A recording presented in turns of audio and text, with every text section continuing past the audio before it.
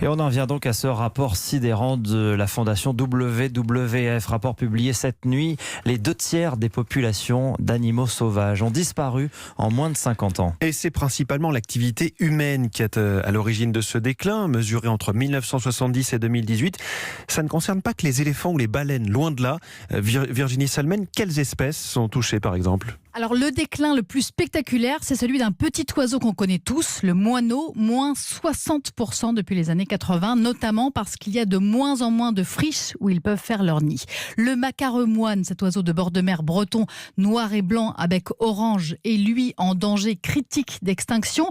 Même chutes alarmantes pour les anguilles dans les rivières, le coucou ou les tortues luttes en Guyane. Pourtant, on peut éviter ça, nous dit la directrice générale du WWF, Véronique Andrieux. On a déjà remonté, par exemple, les populations de saumon dans la Loire. Le saumon, il en restait à peine une petite centaine en 1980. Aujourd'hui, il en reste un peu plus de 700. Ça, c'est évidemment le fruit de batailles. Par exemple, sur la Loire, en 1994, il y a eu une mobilisation d'un collectif d'associations, Loire Vivante, qui a permis de stopper la construction de grands barrages sur la Loire à l'époque. Donc, des mobilisations locales, mais aussi des actions individuelles. Selon le WWF, pour faire sa part, chaque citoyen devrait réduire de 50% sa consommation de viande et de produits laitiers pour faire diminuer les surfaces agricoles et laisser plus de place à la nature sauvage. Virginie Salmen, spécialiste environnement de